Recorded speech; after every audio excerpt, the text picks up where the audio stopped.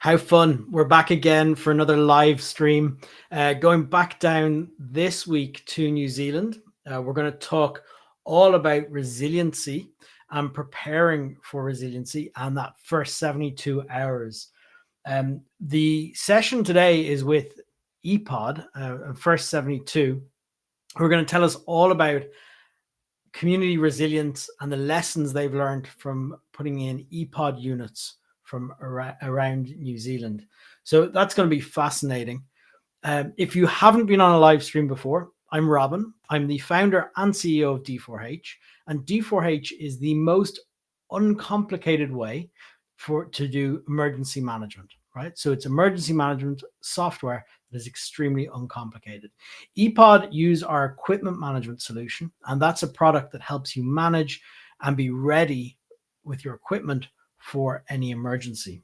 D4H.com, and you can get on that. Now, the session today is live. It is 9 p.m. in Ireland, but it's 8 a.m. in New Zealand. And thanks to the guys coming on nice and early. It is 6 a.m. in Australia. We've got midnight in the Middle East, 4 p.m. East Coast, 1 p.m. West Coast in the US. So thanks for tuning in, everybody. We are live. If you've got any questions, you can just type your questions into whatever platform you're on. If it's YouTube, LinkedIn, on X, wherever you're picking this up. I think we're on Facebook too. Just type into the comments, say hello, say where you're from, and you'll get a shout out from us. And we're expecting a very high viewership on this. So it is live, and do comment and take part and ask the guys questions. So what we'll do, before we start the session, the chat with Harrison and Kieran, what I'll just say is next Tuesday, 10th of September, D4H are launching their new alerting product. And that's a product that you can use to alert your team. It's the easiest way to alert your team. Text messages, phone calls, app alerts, Teams messages, WhatsApps. It's omni-channel alerting, mission critical. Page your team out, get a response, know who's coming, knows who's delayed, knows who's not attending, etc. All integrated into our platform. I'll talk more about that at the end of the show. Okay, Amy's in the background. Amy, can you get our guests on? Thanks, Amy. Here we go. It is Harrison and Kieran. Which is which? Morning, Robin. I'm Harry. Nice to meet you. Excellent. Hey, Harry. Kieran, great to meet you guys. Fantastic. You're based in New Zealand. Whereabouts in New Zealand?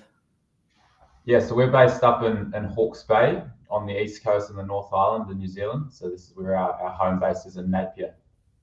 Excellent.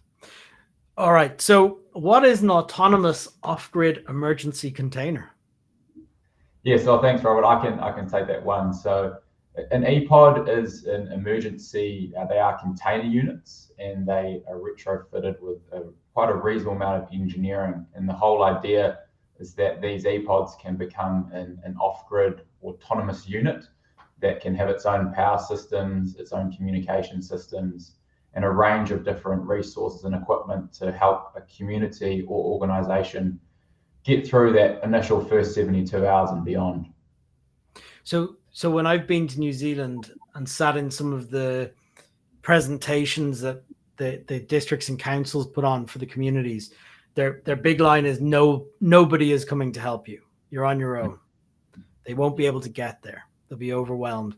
How does this container help that community? Yeah, so like you said, in an emergency services are always inundated and they can't rescue everyone, and they'll be focusing on the people that need the help. So as part of the model in New Zealand, with a very large frequency of natural disasters and emergencies, the key aspect that's come out is that communities need to be their own first responders. And a crucial part of that is having the right equipment and resources to be able to do that. And what we try to focus on here is with an EPOD, it's having that pre-positioned equipment and product there that's ready to go before a disaster. And that reduces the reliance or need for external resources or even support to come in. And a big focus on that, as well as the training with the model, but the whole point of the EPOD that it gives the communities the confidence and the ability to be able to respond on their own, at least for that first 72 hours. Just with the nature of New Zealand and the geography, makes communities particularly prone, and that's why places tend to get isolated, even in relatively small weather events, but obviously with natural disasters as well. So before we get into the why here, what's inside? I mean, we're looking at, Amy's got pictures coming up here of some of the kit inside.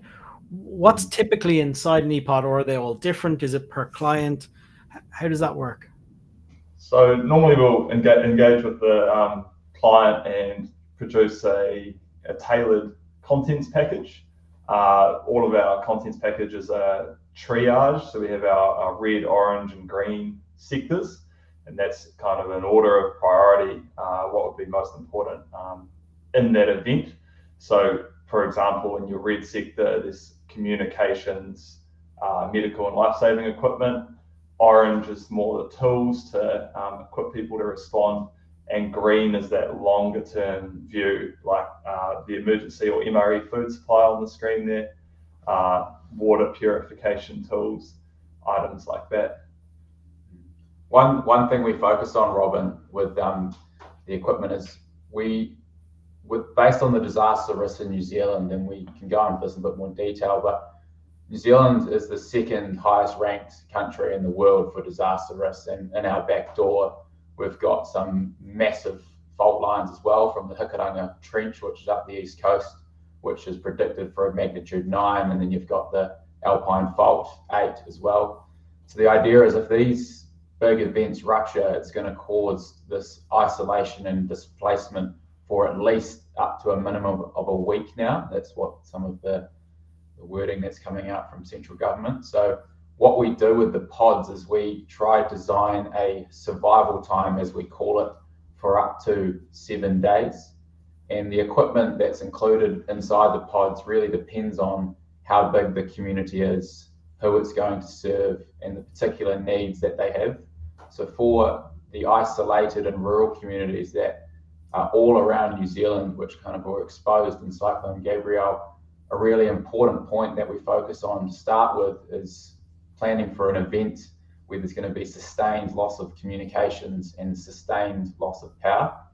So the next generation EPODs that we're doing are all fitted out with solar and battery systems, and those are off-grid emergency systems as well. We had a few complications trying to design the system with solar, because as you can imagine, if you've got a container that's sitting in a paddock or in a community up the back of the WOPs, in a way, it doesn't have power draw. So we've had to design a system which can concurrently run and have that off-grid power needs. And then also the communications is a large one as well, which we do. So we've got a range of different, potential situations that we're planning for. So handheld radios, the new ones have got Starlinks on them as well. We've partnered with the likes of Tate in terms of the really high level pieces of equipment. So to come back to your question, it's really trying to understand and plan for what the scenarios are for these communities, and then really provide something that's going to be of value to them. Who are your typical clients? That's a good question. Well, we've for the first lot of work that we've been doing around the country at the moment is a lot with iwi. So that's with different Māori communities around the country. Iwis and hapu, they have a community hub called a marae. I'm not sure whether or not you've been able to hear of that before, but maraes are a central place in the communities where people come to for support. And the idea is, what we're trying to do is really help bolster marae preparedness, and having an EPOD that we've been doing really helps complement that.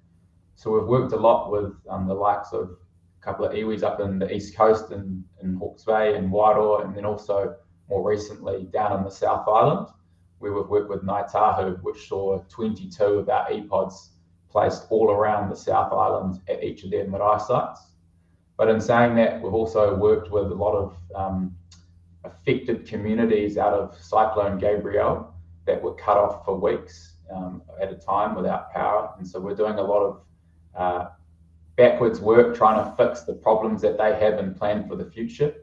But as we continue to grow, there's interest from civil defence groups, councils, local communities, right through to businesses and organisations that are trying to focus on business continuity and all that preparedness kind of regime. But a key focus on what we're doing is effective preparedness, so making sure you've actually got the right pieces of equipment in order to create that sustainable long-term resilience. And that's why using D4H as well really enables us to have that sustainable resilience that we're looking for.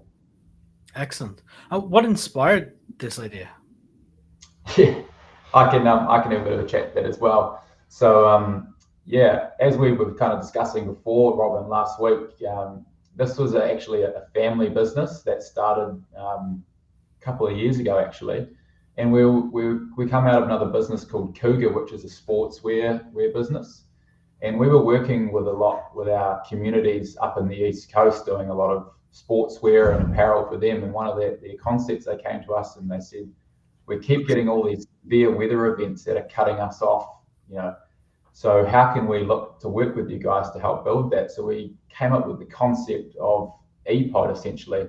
And the idea of stockpiling equipment in containers isn't a new concept, but we really applied some critical thinking towards it and tried to coordinate the best possible product that we had.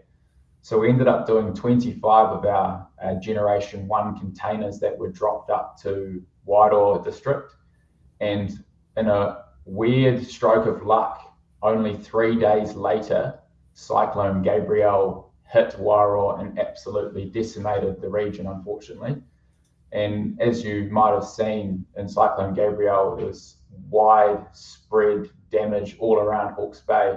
But these EPODs were out of stroke of luck, were only just deployed. So they ended up being a critical part of the local community's response. And from there, essentially, the concept was born, and it was a great real life test case to what we're doing. And then we've just started to continue to grow, develop the product even further from there. And as I mentioned, there's a lot more people now based on that are looking to build resilience around New Zealand. So we're just really trying to help facilitate that. Did you guys have some slides or stats you were going to share on? Yeah, we'll bring them up now. I'll just a bit of background for me and Kieran. So I spent the last 5 years in the Army Territorial Reserves, and so I'm bringing a bit of my expertise and knowledge that I've learned as well to trying to create this. And I can let Kieran talk around what his background is as well. So we're all trying to bring it together to create these awesome products that people need. Yes, I grew up involved with surf lifesaving, and so obviously spent a lot of time in the response side of the picture, working in a paid job doing that, and then from there I've been a commercial diver for the last couple of years, so familiar with communication systems and the technical side. So it's been great to come on board and really try to take this EPOD concept to the next level. But yeah, we can you see the screen, Robin? Yeah, I think you need to put it into present mode. We're looking at the kind of thumbnails of the slides. Oh. Yeah, maybe just go. Maybe it's wrong screen shared. So while you're doing that, I'll say we've lots of viewers, live viewers across LinkedIn, Facebook, X, and YouTube. If you would like to ask any questions, we're watching your comments come through. So I can see someone here saying at least 3 to 6 months cut off a power outage if in only a city might be a week. So for people watching internationally and lessons for other countries, New Zealand has some really unique situations with the terrain and remoteness of some communities in the mountains and you kind of, when you go there, you understand that immediately with the terrain of the country. So Robin, for example, then my parents live out in a rural community here in the Hawke's Bay, and during Cyclone Gabrielle, where they live, became an island. And my dad had got a boat and was picking up people, and they ended up being without power for 3 months. So definitely at risk with our geography. One thing Kieran forgot to mention there was that the floodwaters rose up so much out in Puketapu that his dad ended up having to launch his boat from their driveway. And if you can go out and see and imagine that someone would launch a boat on their driveway, you would be absolutely flabbergasted. So it's just crazy how these weather events and situations are unfolding here as well. Is that, in terms of attitudes towards that in New Zealand, is that being seen as a climate change related piece, that these are compounding disasters now? Yeah. I think so. Definitely, I think the frequency and severity has probably been linked to that. And New Zealand is a very agricultural based country as well.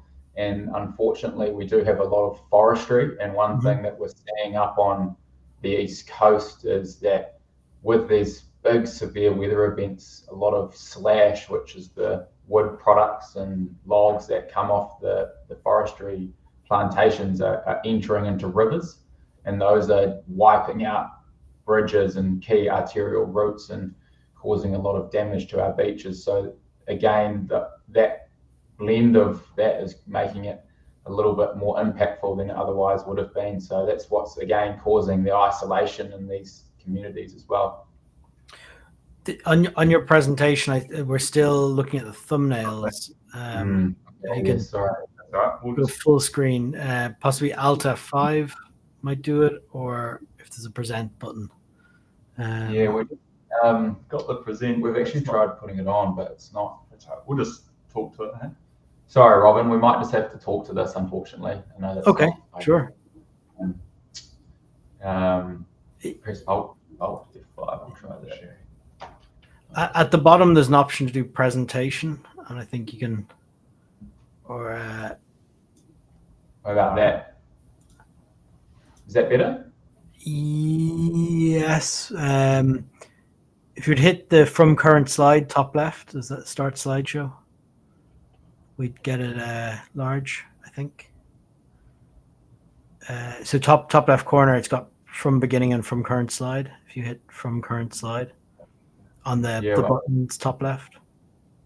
I don't think it's pulling through into the same window, but we'll just okay. speak to it. No problem. No problem. Okay. So there's a couple of questions coming in here around hot and cold. Pip in Tasman, I think, hey, are the units for fire heat events? Yeah, so the containers do provide some heat resistance as well, because the containers can work to insulate that heat. And the only concept where we've known it to work is where there has been a moving fire, and this is based on some statistics that's come out from some similar fire products in Australia. So if you had equipment inside the pods and you had a running fire that came across a field, it would still protect it. There are some situations that you might not be able to account for where there is a very large, intense fire. So we haven't had any product testing in that, but it's definitely something that we're trying to work towards as well. Particularly as we know there's some pretty large travelling fires that have burnt through in the South Island, but we're reasonably confident that in those situations it would be enough to protect it. We've Jim is in Slave Lake, Alberta. Also not large wildfires are not unusual there either, but it is extremely cold in winter. Cold resistance of the equipment inside? Yeah, so some of our new models as well, we're including air conditioning and HVAC units as well to keep to a more optimum temperature. So a lot of the different situations is what we can account for and build into the products as well.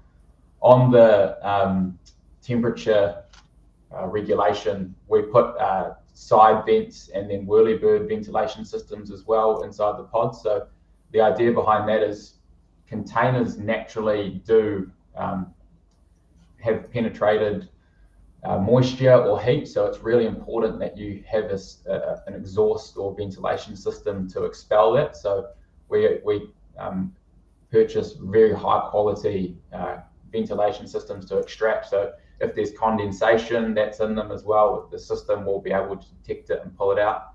And there's also other larger automated systems that we've looked at, from solar vents right through to cooling and conditioning. So we can definitely, anything's possible with the engineering. It's just trying to create a solution that works for these different locations as well. Brilliant. Okay. So talk us through these stats. They were around Hurricane Gabrielle, is that right? Yeah, that's correct. Just to paint a bit more of a picture around, so you can't see the slide at all? If you press present at the bottom, or there's an upload option for the presentation, and we will be able. So at the bottom, there's screen share, and then you should be able to.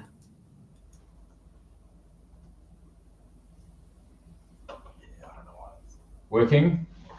If you hit that, click that button, that should, now can you go screen share and pick the full screen view? If not, we'll work with this. We can see part here. So this will do.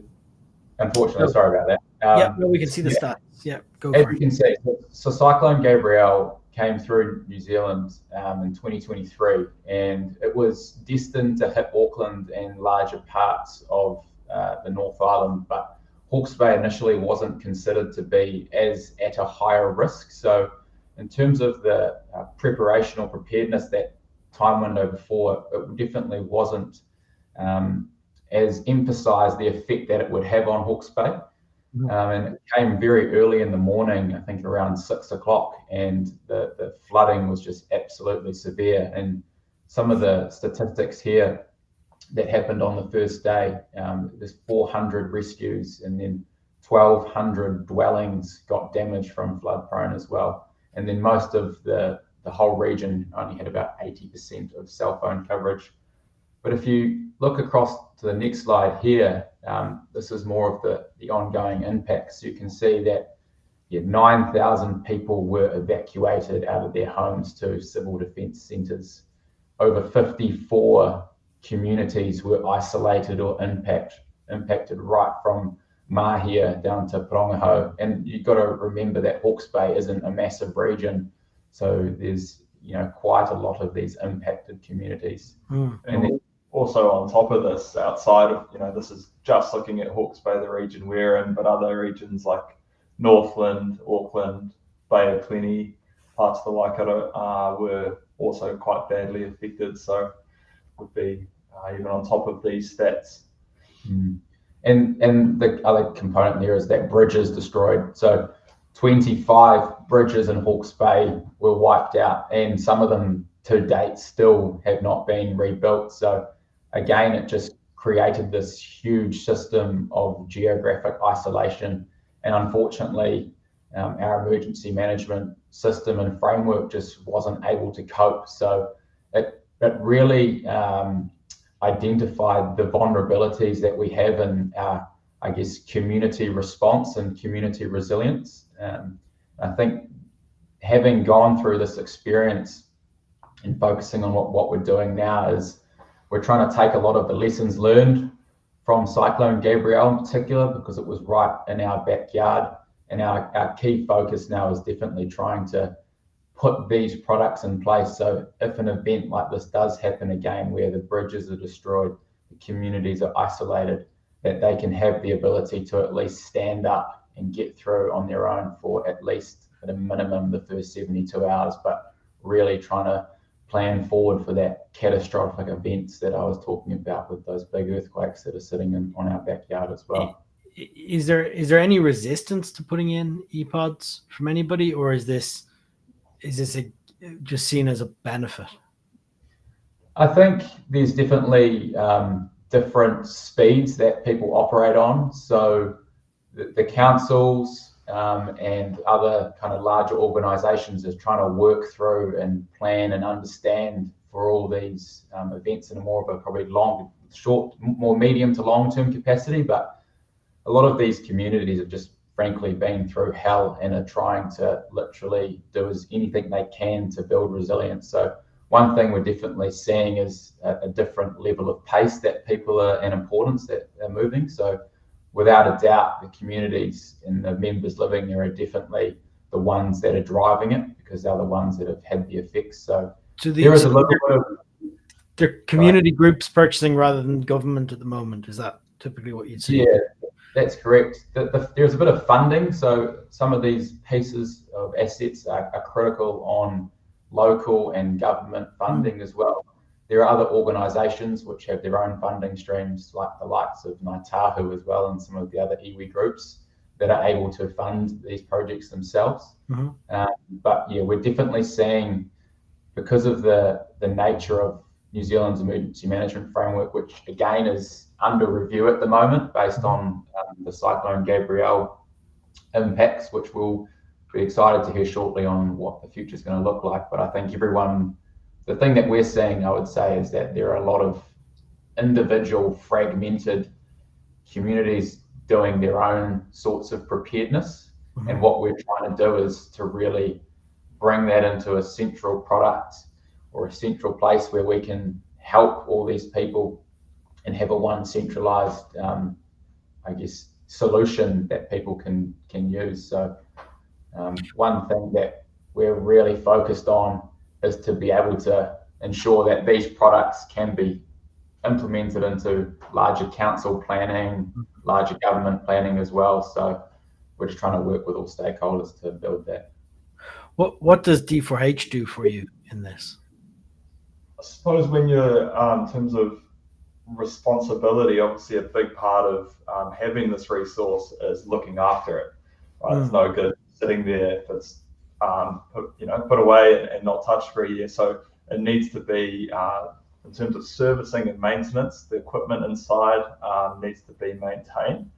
And what we've D4H does is allow that process for us, firstly, to set it up with whoever the stakeholder is, but automate some of that process so we can keep a track and share them into what's in their EPOD, when things are due for servicing and maintenance, automate those emails to keep, help them keep on top of their resource, so it works when they need it.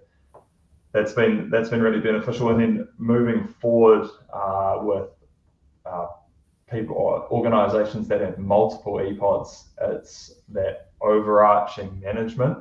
So, for example, working with Ngāi Tahu, they've got 22 deployed around the South Island. So having software where their emergency management team can see what exactly is in each EPOD. If items are moved, they can upload what that piece of equipment might be, its status, and then using those maintenance checks or the checklists to make sure everything's in operational order. So who are these people? So you deliver, I'm sure it's different for every client, but maybe you could give a scenario. Like our community acquires an EPOD unit hub in our community. Who has the keys? How does it work? Yeah, so we usually try to work with a minimum of 5 to 10 team members within a community, and the whole point of that is around it being effective, and it's not effective if it's just known or run by one person. And then we use the D4H platform to create that team and access to the members and their individual responsibilities. And then what we do is the product is then all loaded through D4H, and we have got automatic reminders set out for 10 plus years on servicing the generators, who's responsible for doing that, and it just creates that really easy to use platform that they can actually keep the sustainable resilience that I spoke around. And then, if things change because people move away, people do different things, products change, and the idea is to really create the flexibility to be able to do that. And so that's what the biggest part about D4H is just so useful for us, is that it's doing a lot of the heavy lifting and answering a lot of these questions that people raise around who's going to maintain this, who's the team going to be responsible, how it's going to be managed. And so, yeah, that's essentially. And so one of those team members would open it up in an incident, in an event. Yes, yeah, that's correct. So I can use an example. We delivered an EPOD to the rural community, Tanui, which is further south from where we are. And that was done in conjunction with the rural fire service down there. So they've got 5 to 10 of their members, and they've split into roles of who's responsible for what. They're quite fortunate in that they can include the equipment into their existing maintenance schedules for the firefighting equipment. But yeah, so they've come up with a plan themselves and shared the key pin entry for. So there should be someone there within that community that's trained, knows how to use the equipment, and is able to obviously access it. The thing, Robin, is that we don't want to have an EPOD where we have 200 or 300 people running to it and grabbing stuff out of it. It needs to be a controlled and coordinated response. And that's why it's crucial that the team members that are responsible for their particular pod are trained in it, know where the equipment is, know how to use it, and then can also coordinate with the local CDM groups or the local councils. So when we deploy these pods, we work in conjunction with the local civil defence groups and councils. And the whole idea with having the solar systems and the advanced communication systems is that when that off-grid remote unit is that team can call in, they can connect with other civil defence groups, maybe other EPODs within their region, and have that communication and that framework that they need to be able to effectively communicate with each other. The thing that came out of Cyclone Gabrielle is that when the system and network went down, the only way that councils and civil defence were able to know if communities were actually okay was by flying helicopters over communities, landing, getting information, flying next community. And it took almost days to get updated statuses on that. So the key part of having these off-grid hubs is to at least create a lot more of a streamlined communication process as well, where this information can get fed back to the agencies that need to know as well. That's great. And we've talked about what EPOD is today. What's EPOD in the future? You were talking about connectivity, Starlink, solar panels. Like, where is it going? What's it going to turn into? Yeah, we've launched a new business as well, and it's called First 72. And First 72 comes off kind of the success we've had with EPOD and the important work that we've been doing. But we note that some communities need a very comprehensive solution like an EPOD, but they also need support on some really smaller projects. And so what First 72 represents is emergency preparedness and resilience solutions on a completely wide scale. And so, yeah, what we're trying to focus on now is to partner with communities, partner with organizations, and really try to build that operational readiness through a range of different solutions. So whether that's equipment, whether it's training, whether it's EPODs as well. And the idea for us is that we want to have all of our EPODs situated around the country in regions and have that connect into the larger national emergency management framework, where we know that all these communities are at least safeguarded and protected by the EPODs, but at least that they're working in conjunction with each other to create a really unified network around the country, because we just frankly don't want to continue seeing some of these such harsh impacts where these communities are literally just isolated and vulnerable by themselves for weeks and months on end, as you know. Excellent. I've a question come through around the military aircraft and the choppering, and that's something we've been exploring as well. So the smaller 10-foot EPODs are able to be helicoptered as well, and the 20-foot ones, which are the large containers, They're obviously a bit heavier, but with the Black Hawk helicopters, which are the larger ones, which there are only a few of in New Zealand, but they can still be helicopterable under those with full capacity as well. So the idea that we want to get to is we want to have a stockpile of these pods that can be sitting there in situ. And then if there is a disaster that happens, we can quickly operate to get these flowing into remote places and I guess have that critical equipment and resources that they need. Excellent. If anyone's watching that has any questions for Harry and Kieran, do post them into whatever channel you're watching on: YouTube, Facebook, LinkedIn, X. We are live. We're going to do a couple more questions here and then begin to wrap up. Okay. Sorry, Lee, there from the West Coast. Yes. That region is particularly vulnerable to isolation. I'm not sure if you're familiar with the West Coast of the South Island, but it's quite sparsely populated, as is, and a lot of the towns are joined by bridges, and there's a lot of rainfall that hits the ranges on that side, and they're very, very prone to being cut off. So it's an area that we're 100% looking into. Ngāi Tahu has also been involved with their mid-eye sites in a couple of West Coast locations, but definitely looking to expand that to other organisations outside of the iwi down there.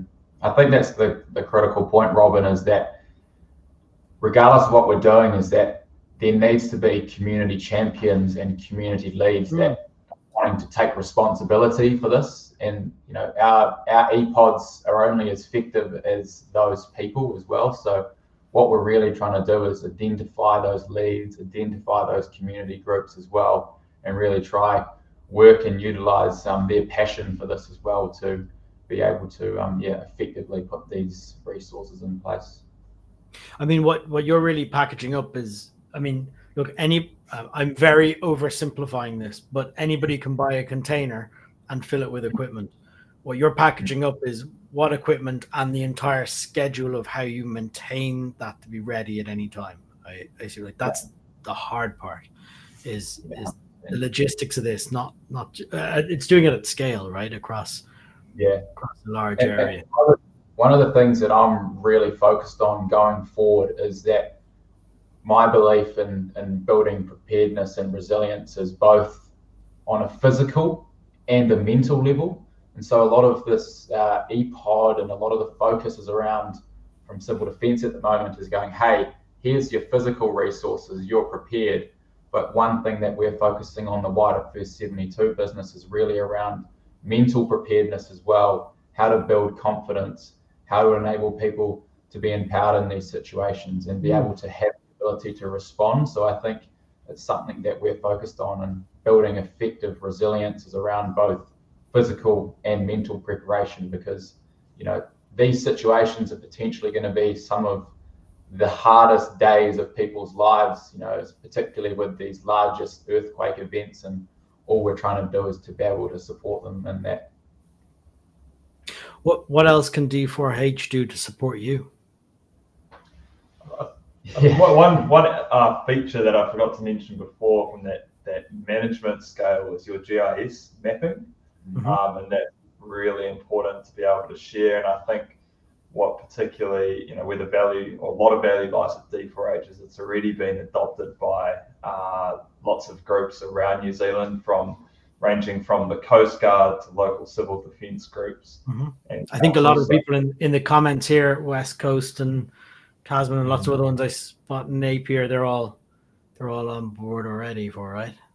Yeah, so having, they've obviously more in the emergency management space, but having a software that's familiar across organisations should streamline any response and any kind of, the integrations with CDM or civil defence that we're looking to work with moving forwards. So give me something that's not good enough at the moment that you want to improve. Like, let's be transparent here to everyone watching. Like, what's the worst bit about D4H? Oh, it's a good question to put us on the spot. I think, this isn't a D4H thing, but it's just around the integration and interoperability between councils, organisations, and individual communities. And what we really want to see going forward is that the plugin and the data from the D4H and the location, and it can be shared easily on a wider scale, so that even going right up the chain to your national emergency management agency, that they've got full visibility of, okay, whereabouts are these pods situated, what equipment is included in them as well. So what we're trying to do is just to create that flow of information to make sure everyone's so being able to publish a feed of some type of where the equipment is and what it is that what I'm hearing there? Yeah, and probably more, because we haven't dealt with the incident management side of it yet. We've only just started out with the equipment, but I think that's something which is going to be extremely powerful moving forward, and be able to see things in real time. So real time relaying information. The example would be, hey, I'm an isolated community out in the back of Hawke's Bay. We've run out of petrol, and we need a new influx supply of X, Y, and Z resources. And if that information can get sent to an agency or the council or anyone that's going to be responsible for that, we can help facilitate that influx of resources as well. So it's just trying to create that probably more open communication channels. Yeah, perfect. I'll let me see if I can just hide some of this so I don't get in too much trouble. But there's some features here. Maybe Amy will be able to bring up my screen. These are some of our internal mock-ups on what's coming with the equipment management. Final design got approved today, which is bulk actions, which people have been screaming for, and I can hear people celebrating in the comments already. You'll be able to select multiple items, and from that do a bulk action on it. So edit 100 items at once. And so I'm not meant to be showing these mock-ups yet, but it gives a sense of what's coming. This is in the works. The back end's built. They're now on the front end of it. So, but bulk actions are coming imminently. The final UI design was approved today. So I think that'll be a big help. Fantastic. Have you guys got anything else? I've one final question otherwise. Yeah, I think, we're just on a pretty big mission to be able to, really showcase the power and strength of EPOD and what it's doing for communities as well. So we've got pretty big ambitions. We want to kind of create this solution to the world, but we're trying to fix our back door to start with. But I think, having partnered with you guys and partnering with some other really high quality emergency management and preparedness organizations around not only New Zealand, but around the world, we're hoping to just, really expand and have the support from you guys. So, do you hope to export or do this internationally? Is that a? Yes, yeah, we're definitely looking at that as well. We've had quite a bit of interest from Australia and the United States as well, just around some of the lessons that we've learned. And really, community resilience and disaster resilience is a huge focus at the moment around the world, particularly with climate change. And these solutions are definitely something that people are very focused on, and it's just us in our little backyard of New Zealand that have kind of stumbled across it, and things just keep growing and growing and growing, but the importance just can't be understated. So it's something that's very rewarding and something we're very passionate about doing as well. Well, I commend you on it. My last question is around, you have a massive weight of responsibility of picking the ready meals people will eat at the worst moment of their life. Do you test all of them, and which is your favorite? Yes, we do. We have tested them. We've actually. From each of you, Harry first. Which is your favorite one? Probably the chili con carne meal would probably be my favorite as well. What about yours, Kieran? Oh, looking at a box of dehydrated chocolate bars, but they taste all right. You've got to mix them with a bit of water. Excellent. I love you have the office dogs in to say goodbye. Oh, yeah. Sorry about that. Dog Mine's already asleep here, so we're all good. Thank you guys. A massive thank you from everyone at D4H and from myself for joining us on this. It's been really, really good and great to showcase what you're doing internationally. For anyone watching, our next live stream is 10th of September. It's a Tuesday, and it's the launch of our alerting product.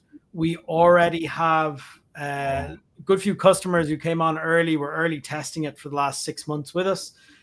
We launched our New Zealand short code on yesterday, and Thursday in New Zealand. And so we now have a short code in New Zealand, which allows us to send mass text messages to New Zealand users as well as the rest of the world. But it's pretty unique to get that capability in New Zealand.